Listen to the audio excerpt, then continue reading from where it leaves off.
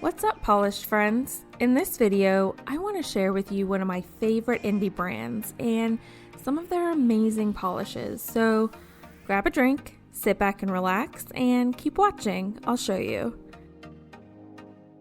LOUD Lacquer is an Australian brand of polish that is located in Canberra, Australia. Established in 2012, they also now have a USA distribution center.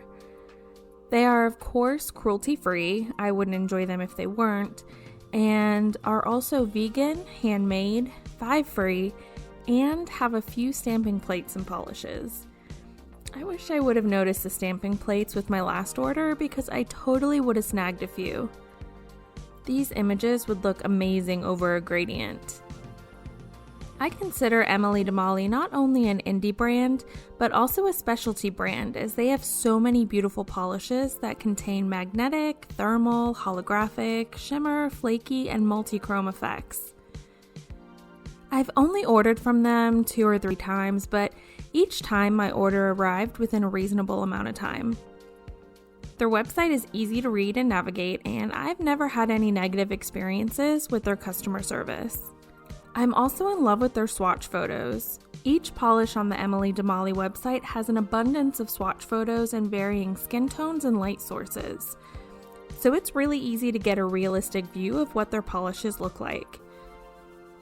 The only negatives I have about this brand really aren't negatives, they're more personal preferences. Their brushes aren't my style, but they're not hard to use. The thing is, I experienced LOUD Lacquer for the first time last year and fell in love with their wide brush. So any brush that isn't that brush or just like it, I don't really like. So while the brush is on the thinner side, I would say it's not really a negative because it is easy to use. And what do I know? Maybe that's the best brush to go with these specialty polishes, but the brush is in no way a reason not to buy from this brand. Again, it's really just my personal preference. The other quote-unquote negative is that some of their formulas take 3 coats to be opaque. Not a big deal. I can be a stickler for wanting polishes to be opaque in 2 coats, but again, that's a personal preference, and the payoff of the LOUD Lacquer polishes is so worth it. I would gladly paint 4 coats for these polishes. So I called these 2 things negatives, but really, they're just my personal preferences and in no way reasons to write off this brand. The bottles come in size 12 ml and range from $9 to $12, which I think is completely reasonable. Ready to see what I'll be swatching? I really think you're going to love them. So I have 15 of LOUD Lacquer's beautiful polishes, but I narrowed it down to 8 of my faves for this video, so if you want to see the other 7, definitely leave me a comment down below, and I'll create that video as well. I'm going to group these by color and finish, so the first 5 will be multi-chrome shimmers, and the last but certainly not least 3 will contain flakies. Alright, let's jump into the swatches.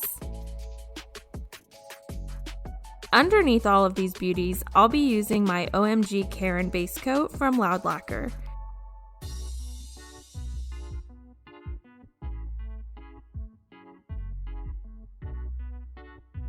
Use code ALWAYS03 for 11% off of your LOUD Lacquer purchases at loudlacquer.com. First up is Light the Way, a delicate purpley gray base with fine copper, gold, and green particle shimmers. And I would call myself a very colorful person, but I am just so drawn to these muted shades. Although, can I call a shade muted when it has this much shimmer? This is definitely one of those shades that can be worn with just that sheer first coat or built up to opacity. It would also pair really well with a fairy or mystical creature nail art mani. And even though I would wear the world's most bright and inappropriate nail polish to my office job, I would definitely say that this is a work appropriate shade. Here's 2 coats of Light the Way with a top coat. Next is Cloud My Vision, which off camera in the bottle looks similar to Light the Way, but this one has a dusty blue base with shimmers that shift pink to orange to gold into green. So, I don't know, to me they're way different.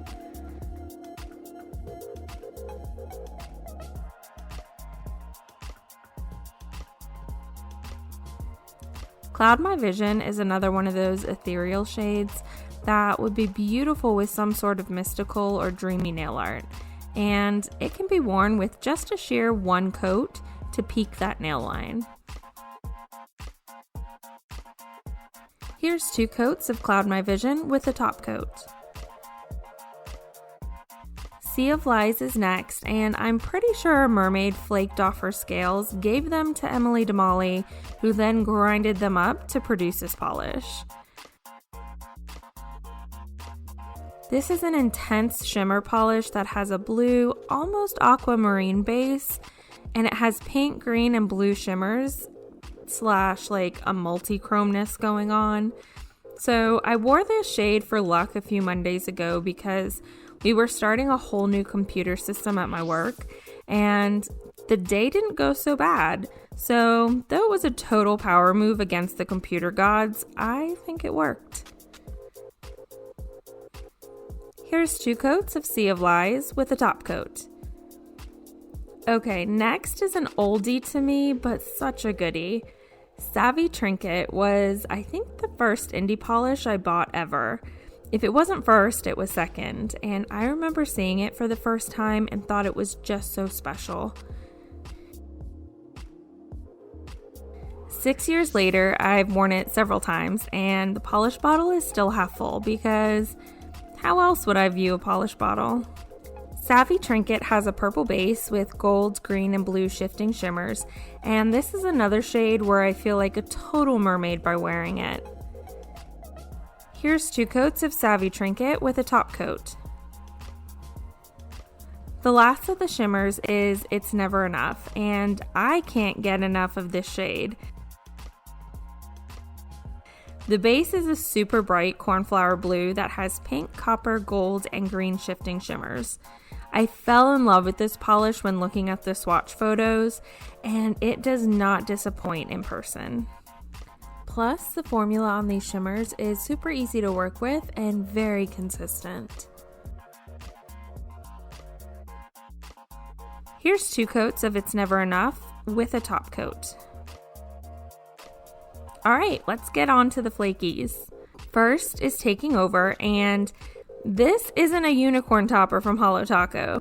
This light gray base is jam-packed with orange, gold, and green shifting iridescent flakies. So as the polish builds, the dimension builds. And these flakes don't act like glitters do, in that it's hard to move them around or get full coverage.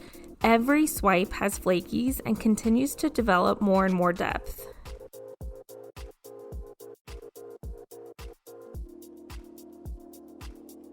Here's 2 coats of Taking Over with a top coat. Next is Best Before, and I obviously have a type because this is a steel blue base, also with orange, gold, and green iridescent flakies. I thought the flaky polishes were going to be hard to work with, but the formula is smooth, and despite all the flakies, the polishes go on really easily.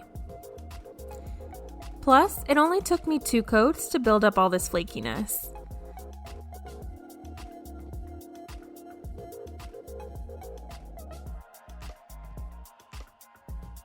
Here's 2 coats of Best Before with a top coat. And last but certainly not least is Begin at the End, and that name totally reminds me of Harry Potter and the Golden Snitch. I open at the close. Ugh, all the feels for so many years later. Begin at the End is a super bright blue base with, you guessed it, orange, gold, green, and this time also blue iridescent flakes. And I'm pretty sure this is the mystical water that mermaids swim in.